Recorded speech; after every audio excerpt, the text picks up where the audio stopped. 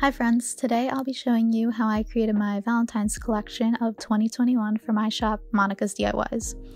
I have 5 super cute DIYs that are perfect for the Valentine's Day spirit, whether you're a lovebird or single or anything in between, so let's get started. This first DIY is all about self-love and not needing a significant other to be loved, and I'm going to use my embroidery machine to embroider the words "love yourself" in the center of a crew neck. Here I'm using the embroidery hoop that comes with my machine and some stabilizer paper inside the crew to make sure the fabric doesn't break while embroidering. I'm also using this 80% cotton Comfort Colors brand crew neck because as far as sustainability goes, I'm always looking for the highest quality apparel to work with, and Comfort Colors crews are comfortable, thick, and don't get ruined in the wash.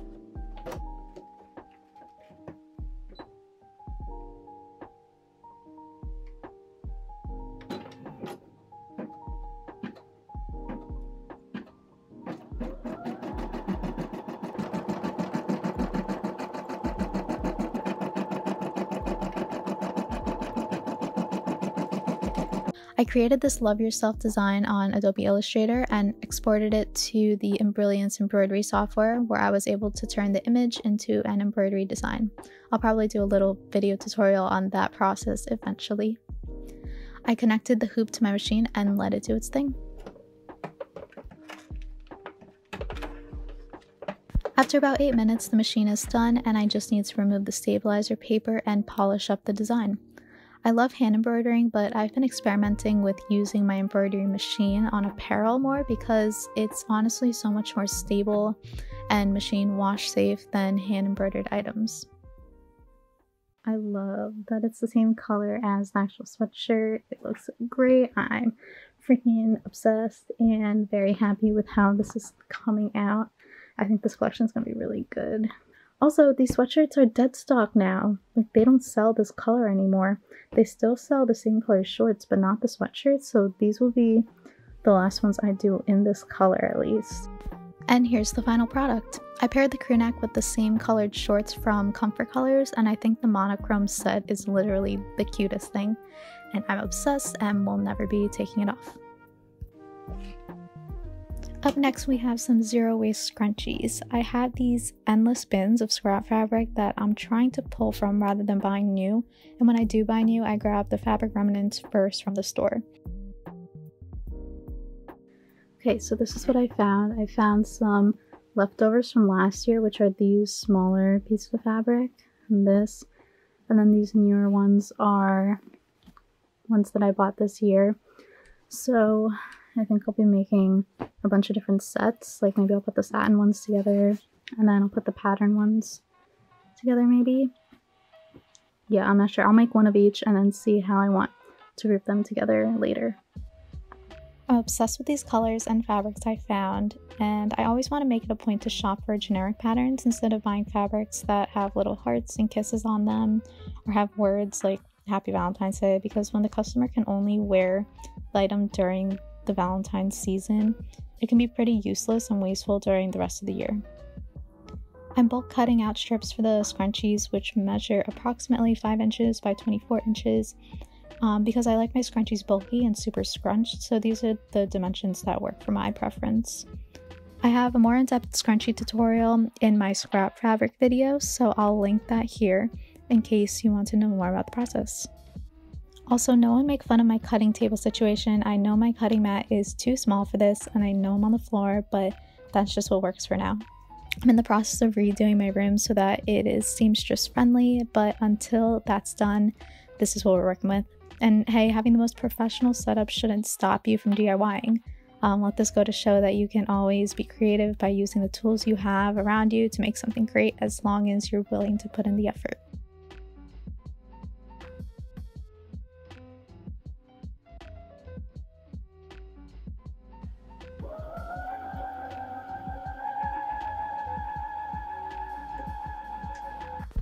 Now moving on to sewing all of these, I'm folding each piece of the fabric the long way with the right sides facing in. I use a 3/8 inch seam allowance, and also I know I'll get hate for this, but I don't use pins, mostly because it takes forever to pin them up and I can get the same effect from just positioning the ends together as I sew. After I sew all the tubes, I'm going to flip them right side out, put an elastic through each of them, and hand sew them all shut with an invisible stitch. I can pretty much do this whole process in my sleep at this point, and I kind of find it relaxing. These are zero waste scrunchies because I plan on using every last scrap of each pattern, plus most of these patterns are from prior projects. So by ordering one of these, you're helping me reuse what would have been waste, plus you get a cute sustainable accessory. I think these came out beautifully, and I'm definitely going to have a tough time choosing which one to wear on the 14th.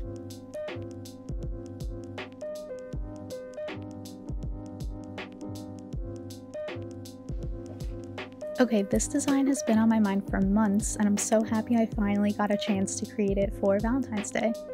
I've been playing around with designing different feminist quotes onto t-shirt designs, and I thought the Valentine's collection was the perfect drop to release this first tee. Here are my design choices for the pink tie-dye t-shirt that I want to do. I want to tie-dye it kind of like this design right here, maybe a little lighter. And I'm choosing between The Future is Female and Not Your Baby.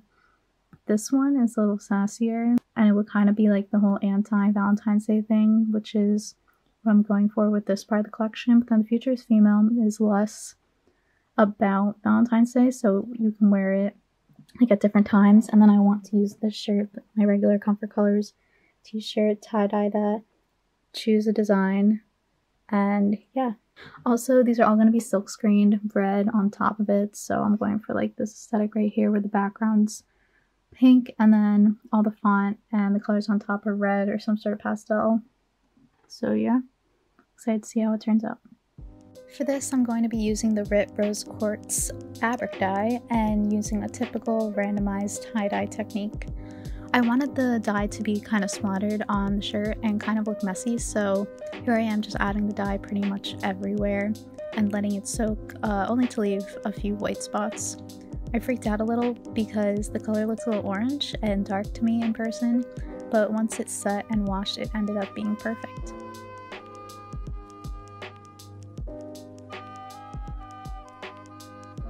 Okay, here's the finished shirt. I think it looks really good, and I like the way the colors came out. I think right here by the chest area, I want to write, "She designed a life she loved," because it's one of my favorite quotes, and I think it goes hand in hand with self-love. So yeah, I think I'm going to do that in red, because I kind of like the pink and red color scheme that I have going on with the scrunchies. I think it would go good with this. Yeah, I have it designed here. I measured it out. I think I want the width to be 8 inches, so we'll go with that. Now I'm just going to cut it out and then screen print it. Okay, weeding vinyl is definitely one of my favorite mindless things to do. I actually took a silk screening class in the 8th grade, and it was by far my favorite elective class I've taken like ever. I've been obsessed with screen printing since then, but I really thought that you needed all these fancy tools and equipment to do it, kind of like what they had in my art lab at my school. But after some research, I found that all you really need is a screen, a squeegee, some heat set ink, and a heat press. And all of those things are reasonable purchases, so yeah, I'll most likely do a whole screen printing tutorial in another video because it's my favorite thing and I can talk forever about it. But in simple terms, I'm just weeding out the letters, applying transfer tape to the top, removing the vinyl backing, and adhering the sticky side of the vinyl to the screen. Then I'm going to put this screen on top of my shirt, apply ink, and slide the ink across the design. All of which I forgot to record, but here's what the screen looks like after printing the red ink. And after it dries, I use my Cricut Easy Press to set the ink, and it's all done. Okay, this is by far the best I've ever done with a screen print, and I'm so excited. There are literally no flaws, and that's never happened to me before, or it hasn't happened since I took a class on this.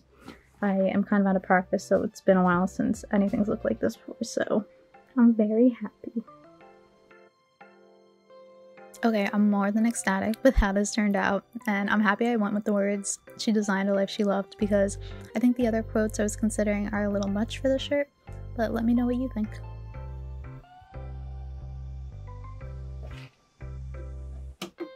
Soy candles. These are nothing new for my shop since I've been making soy candles for ages, but I thought I would give these a little Valentine's twist with the extra decorations and being a little punny with the scent names. I found these mini mason jars, which are perfect for my brand because they have hearts on them for Valentine's Day, and I always use mason jars for the containers for my candles. I'm also experimenting with some new dried flowers because they are a hit in my shop. I've only made candles with the dried flowers at the top though, so I'll be experimenting with placing the flowers along the outer parts of the jar so they show through the glass container. I couldn't find my Mod Podge, so I used the teeniest bit of E6000 glue on each of the flowers. And by the way, the flowers are all 100% real, none are plastic, and I always source them ethically. After putting the wicks in, I heated up the soy wax flakes and hand poured each of the candles. I will also definitely be putting out a candle making tutorial. That is once I figure out how to prioritize all my video ideas because I have way too many at the moment. Once the candles dried, they look so freaking good, and I love the way the florals came out. Okay, another fun thing I'm adding with the Valentine's candles is I'm naming them cute little Valentine's things. So the coffee scent will be called Hello Morning Beautiful. The linen scent will be called Cuddle Time, kind of like staying in bed. And vanilla will be called Be Mine. And the floral freesia/rosa scent will be called Love You More. Now I'm just going to cut out the labels and safety notices and attach them to the candles.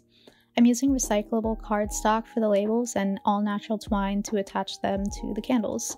Also, the mason jars themselves are glass and 100% reusable once the candle is burnt out. I love this little photo shoot I did with the finished candles because they're so freaking cute, and I think they're a perfect Valentine's gift for a loved one.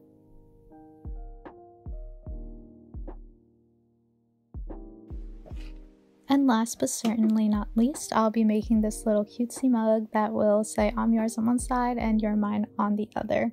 I'll be using these blank glass mugs and permanent white vinyl to do this.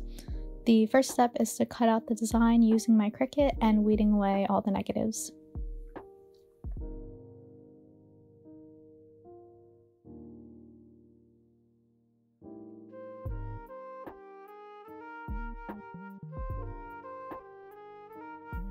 Once again, I need to weed out the negatives of the vinyl, so that's what I'm doing right now. And after, I'm going to use transfer tape to adhere the vinyl onto the mug.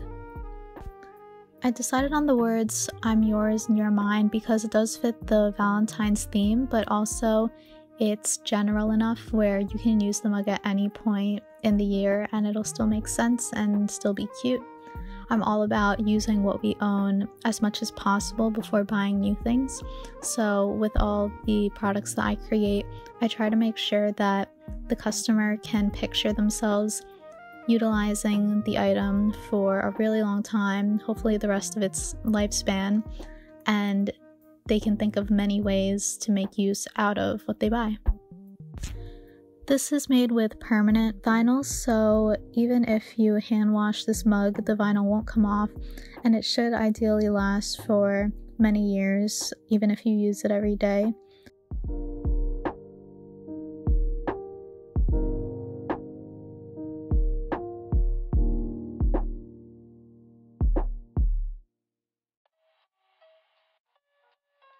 I think the final mug came out super cute, and I can just imagine sipping some tea with the words I'm yours facing me and the words you're mine facing my significant other, and I think that's just adorable. And that's my process of creating my 2021 Valentine's collection for my shop, Monica's DIYs. If you want to shop any of these items, you can check out my Etsy that's linked down below. And if you want to see more pics from the photoshops of these products, you can follow me on Instagram. And if you want to see more behind the scenes content, feel free to subscribe. I'll see you all next time.